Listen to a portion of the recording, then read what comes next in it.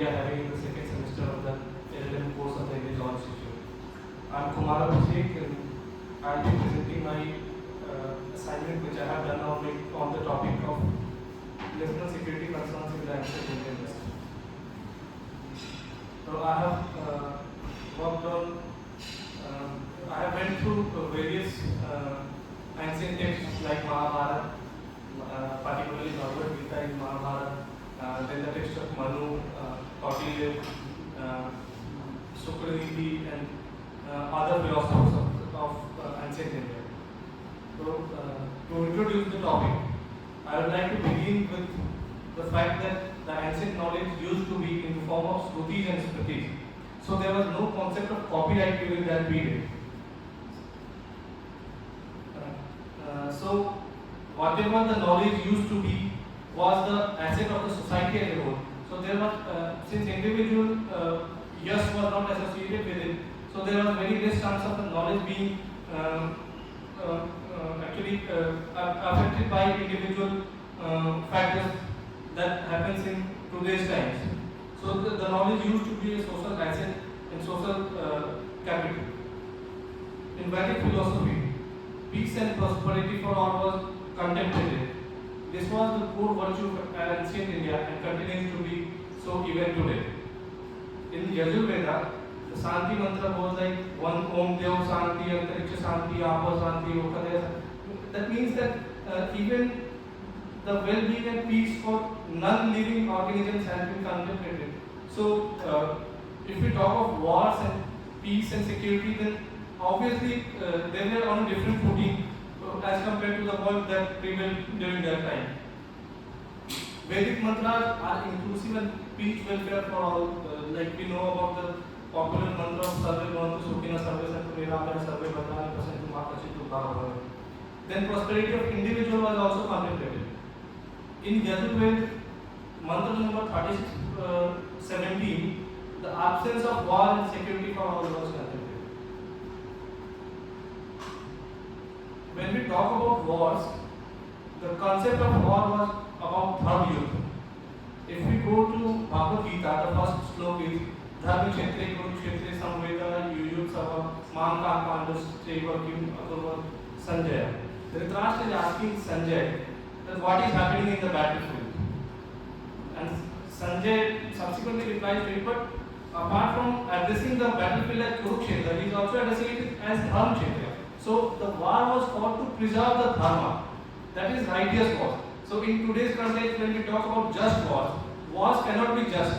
War in its phraseology itself is very unjust.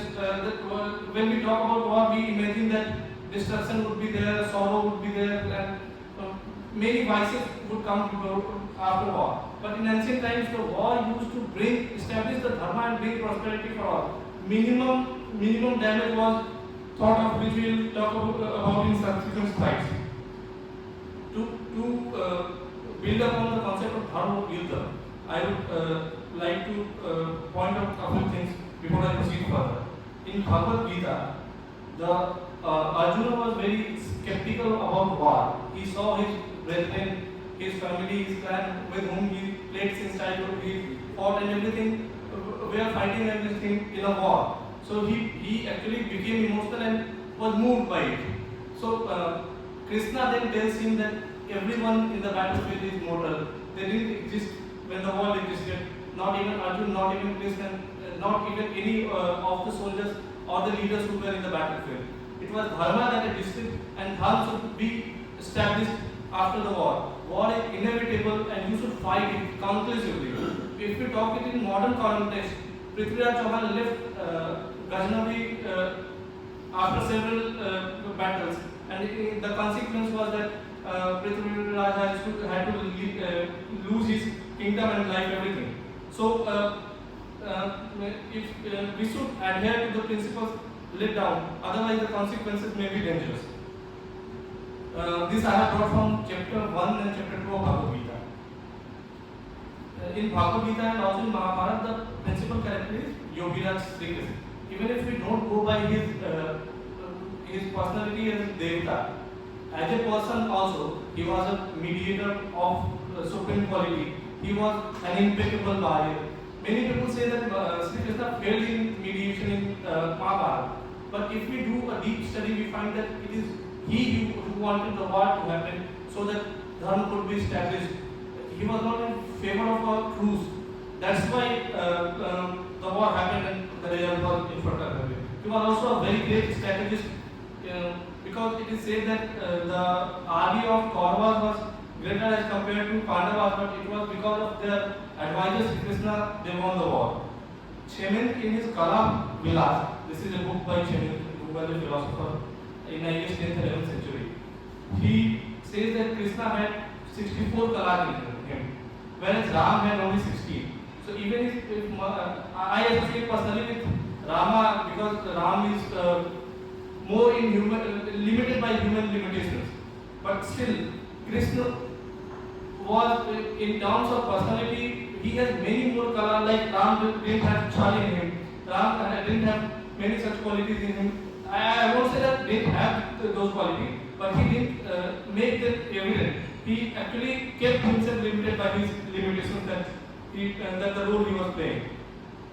Now we move after knowing Sri Krishna, we move to the 4th chapter of Bhagavad Gita, where he says, "Yada yada hi dharmasya glani bhavati bharata abhyuthanam adharmasya tadatmanam srijamyam paritranaya sadhunam vinasaya chatuspadam dharma sansthapanarthaya samhavami yuge yuge." This phrase is not about dharma. This is about every individual, every human being. That if you have come to this earth, you should live to uphold the righteousness. Dharma does not signify any particular religion here. This is a message to every individual that he should, like Krishna incarcerates, to remove the evil from the earth, to bring creativity, to protect the good people and to remove the evil. Similarly, we should walk so that the dharma would be upheld for ages. Now, I have brought some slokas from Shanti Parva of Mahabharata. The first such slok is Mokshe Prayane Chalane Pan Bhojan Kalayo Ati Chiptan Vayati Chiptan Nihitan Prati Nukritan Suvi Srabdhan Kritaram Bhanu Pashyan Patapitan Bahishcharapnu Panyasham Kritave Manu Sarina. This sloka means that one, I have quoted in Hindi, कि जिसने भी अपना शस्त्र कवच उतार दिया है, जो युद्ध स्थल से प्रस्थान कर रहा है, जो घूम फिर रहा है, जो खाने पीने के अवसर में है, उस समय किसी को न मारे।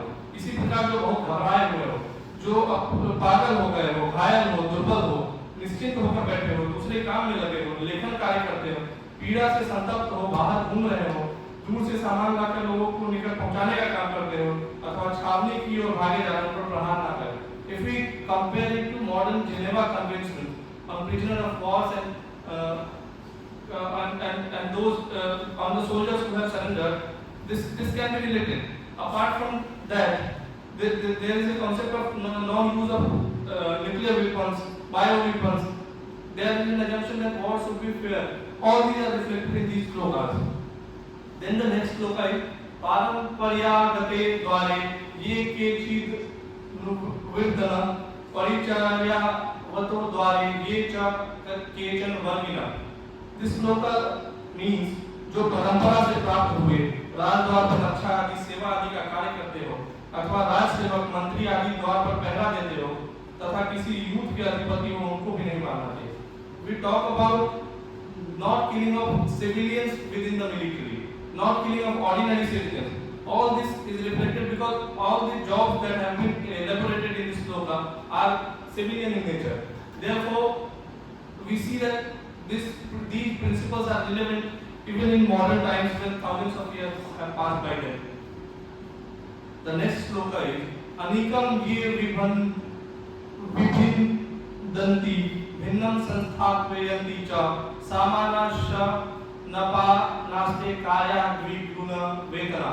That this assumes that those who are warriors, those who fight like warriors, should be given salary as equal to as double as ordinary soldier is paid, and they should be treated like king. They should be provided services like a king, because it is the warrior who preserves the nation, who ensures the national security. So they should be treated as. In modern time also, we have seen that our spirit towards our armed forces are we generally tend to respect armed forces by the name only. So this is because of this belief and this thought process. The next श्लोक is दशाधिपतयः कार्या शताधिपतयः तथा ततः शस्त्राधिपतिं कुर्याच्छुर मतंद्रितम. This means that on every 10 soldiers, सेना में 10-10 सैनिकों का एक नायक बनावे, कुछ 100 का एक, तथा किसी प्रमुख आलस्य रहित वीर को 1000 योद्धाओं का अध्यक्ष नियुक्त करे.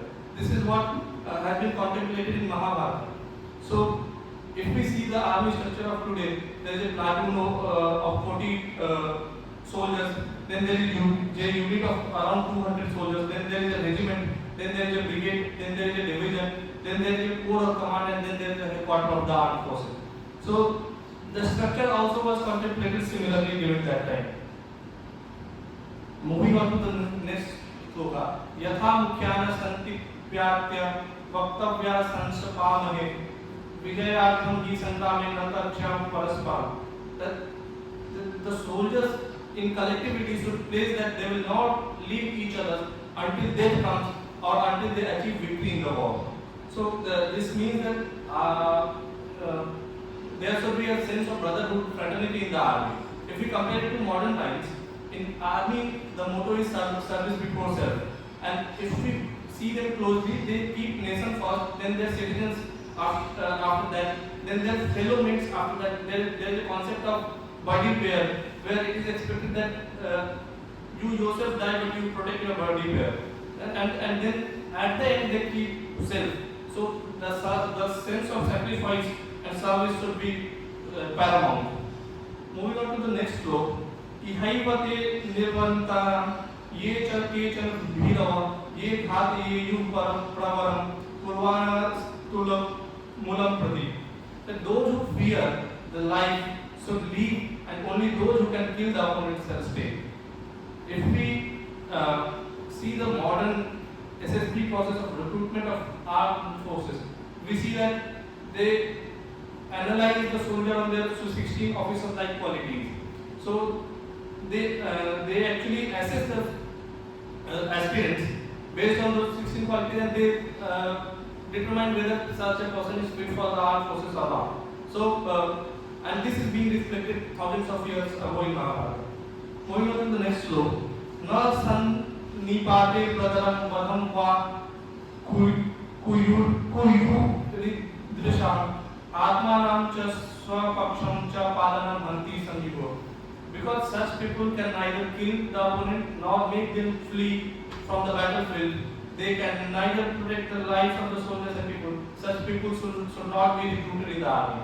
So this is specifically laying down criteria on which people should not be selected in the armed forces.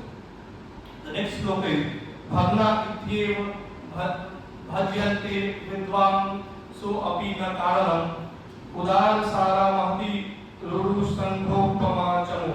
A large army is like a heart of deer. So it is now reflecting upon the psychology of the army. If one of the member of the armed forces flees, the rest follow, even without knowing the reason. So a leader of the armed forces should be a man who can stand the battleground. So that, because it is the morale of the men of the army which is determined by the morale of the leader. We can compare it to modern times. We see Israel, which is a very small country, but even then it establishes its sovereignty among the adversaries just because the leader has the qualities of a warrior and a leader. Moving on, we see in Mahabharata that there are other things like all our kingdoms should be treated justly, king of all our kingdoms should be treated justly. So there are principles laid down. Apart from that, lessons that we get from the perspective of national security from Mahabharata is the insistence of Pandavas they were satisfied only for 5 villages, but Kauravas rejected, and this resulted into destruction.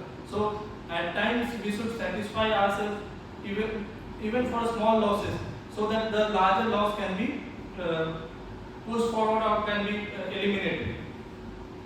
This this is the strategic lesson that we get from that. Apart from that, mediation should be promoted and should be actually respected. This is what we learn from that instance. Like already I said, the example of Prithviraj Chauhan, who had rejected the proposal, who had actually not followed the advice and had let Mohammad Ghaznavi go, and this resulted in his defeat. Yes. So now I am moving to Kautilya, where Asloka in chapter number 9 from the book of Maxims of Kautilya, Diva Kaka Kausika Hanti Ratra Kausika Kaka. In during day, a crow can kill an owl, but during night an owl can kill a crow. So the time of war is very important. This is what other epics also say. Apart from that, the next sloka is Swara Hayo Kalahe Antar Chandalas. Means in a war of a dog and a monkey, it is the Chandal who actually wins because he gets the meat. Now the next sloka is that in a war between dog and a crocodile, dog wins on the ground while crocodile wins in the water. So it is important to determine the place of the war. We have another example from Mahabharata of the youth of Gaj and Ra near Sonpur in my home state, where in water Gaj was losing the battle. So place of battle is important. Now I am quoting some of the principles of Manu, where he says that it is not proper for a warrior to use concealed weapon, which we can very well connect to the modern time, or a weapon which is poison, or whose point is blazing with fire, or when the king is not on chariot while the opponent isn't, he should not attack. An opponent who has surrendered or flee or had accepted defeat should not be attacked. So again, the principles of Geneva Conventions are coming. Manu continues that one who has lost his armor, or who is sleeping, or who is naked. This is very much similar to the instance of Mahabharata that I gave. Then he says that conquered people should be treated justly, and after ascertaining the wishes of conquered people, a king should be elected from them within themselves, and a king should not be imposed upon them. Apart from that, recognition should be given to lawful customs of the local customs, and Yagyavalkya is also agreeing on these points. Now there is very interesting samvad of Janak and Brahmin, where this is from Mahabharata again. So Janak asked the Brahmin in Ashwamedha Parva, and Krishna is narrating this story. Janak is asking a Brahmin to leave the country for a crime that is committed. So the Brahmin asked him, which kingdom is under your subjugation, and if I know this, I will live in another country. So this actually brings thought to king, and he learns that he is only a trustee of the kingdom and not the owner of the kingdom, and ultimately it is to the supreme power to whom all the kingdom belongs, and so he allows the Brahmin to stay wherever he wishes to. Now, from the instance of death of Karna, there were questions raised of war and ethics. It is generally alleged that Karna was killed when he was not on his chariot. But when war becomes unjust, you cannot win by just principles. This can be associated more to the modern times. If an opponent adversary is going to the extent of using nuclear weapons, you cannot just stay hand-folded. You should determine the battleground of your war. That's why we actually succeeded in conducting two surgical strikes, because we choose our time, we choose our ground, and we attacked and we succeeded. Then Yagyavalkya, I am moving to the philosophers of early later ancient period, in which Yagyavalkya told that friends are more important than land. So this is a national security lesson that every kingdom should remember. Diplomacy is a tool for peace and national security, which which can be used to ensure these virtues.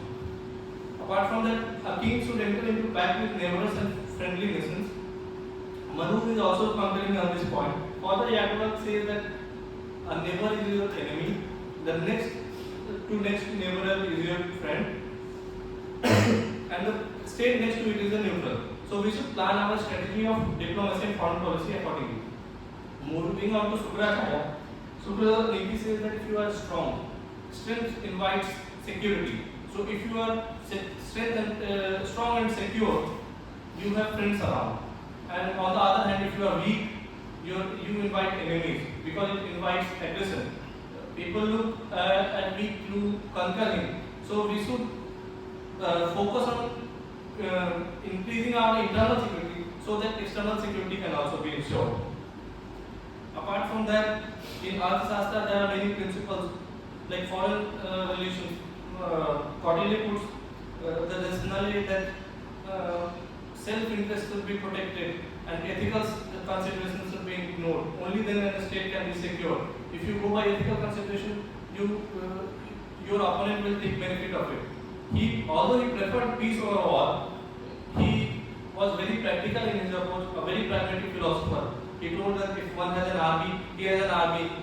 By this he means that an army is to fight and war, not for peace. So he, although accepted that peace should be there, but we should not fly away from war. And if we go into war, there should be a just treatment of conquered soldier and subjects. Like he says that prepare for war and plan to conquer, as opposed to the modern philosophy of prepare for war but hope for peace. This can be said to be a bit ridiculous when compared to that. Apart from that, Kautilya has proposed Mandal theory in which there are two kinds of states. There is one Vijigisu, and he is laying down certain rules of diplomacy, as we discussed in the case of Yakovlev. They are more or less similar in case of Kautilya as well. He is again saying that you should kill the leader but not kill the soldier. You should win over them so that they come into your favor and your kingdom becomes prosperous with time. He also says that you should attack the enemy when it is weak. Then I have worked a bit on Panchatantra, which is 5 volumes of stories written for princes to learn about kingship and administration of state, affairs of state, appointment of leaders, soldiers, army personnel. Like Kautilya, it also says use of Sam, Dand, Bhed wisely in order to ensure the security of states and to expand the kingdom, whatever it be. Then there are majorly 5 kind of tantra that is discussed.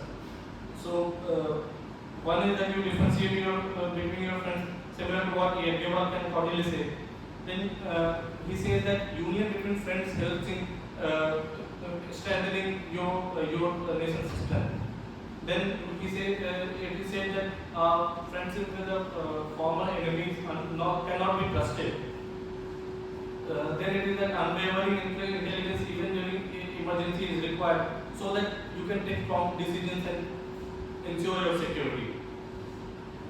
And then it is talking about accomplishment of one's task using discrimination, which is more or less a pragmatic principle, like Kautilya said. Moving on to the part of strategy during war. In Mahabharata, Shakuni says that war is an option that should be only resorted when political solutions fail. But once resorted to, it out to be fought to its conclusion. This is what Krishna also told to Arjuna in Bhagavad Gita. Then, when war is mandatory, it is required to go till the end. And rather than to walk away from violence out of principles, you should prefer to go into war and ensure your well-being, security, and in establishing the righteousness. Like we saw in the case of Prithviraj Chauhan, there is an instance in Mahabharata as well, where Krishna's advice was not followed by Jayadratha, not followed by Pandava in case of Jayadratha, when he had actually committed a crime against Draupadi, but he was not killed. So he became a problem for Pandav in the war of Mahabharata. If we, this I am quoting from External Affairs Minister Mr. S. Jaiprakash statement that Pakistan is a state which wishes to destroy India at the cost of its destruction also. Same was the case with Sindhu King Jaidar, who did not care about his safety, but his only motto was to inflict harm upon the Pandavas. So we should see that. So it's the case of suicide bombers also. Yes, sir. Rightly pointed by sir that so is the case of suicide bombers. So we should not take any enemy, howsoever small it is, lightly. Otherwise, it may cause us consequences. Now, this I am bringing from Mahabharata that spying and information collection intelligence is an important part of strategy. Mahabharata says that cows see through their senses of smell, Brahmins see through the Vedas, kings see through spies, and ordinary people see through their eyes. So we should go by these policies. Like they are not relevant in the contemporary sense in the same sense, but we can always take lessons from them. In this case, this is a samvad between Yudhishthira and Narad, where Narad said to Yudhishthira that a king should always have 15 kinds of spy, 3 different spies to spy over 18 categories of person of enemy and 15 categories of persons of their own state. So that each spies give them their own version, and so that they can reach to the truth upon themselves. So in this way, king can ensure his security. In the concluding parts of my presentation, I would like to point to the principle of warfare, which is and diplomacy as well, which is followed even today. That don't burn the bridge road, and you should not kill the messenger. Because in Mahabharata, when we borrow from Dinka's poem, "Ulte hari ko baat nahi chala, jo tha saathe saathe nahi chala," we see that Kauravas went to restrict Sri Krishna and confine him. So this resulted in destruction. Again, in case of Ramayana, Hanuman and Angad went to Lanka, being messengers of Lord Ram, but they were trying to be captured. And in one case, Lanka happened, and in one case, humiliation of Ravan in his own Uddabar happened. So, to conclude, I would quote Shanti Mantra of Yajurveda, which seeks to ensure peace everywhere in the world. So, peace be upon everyone.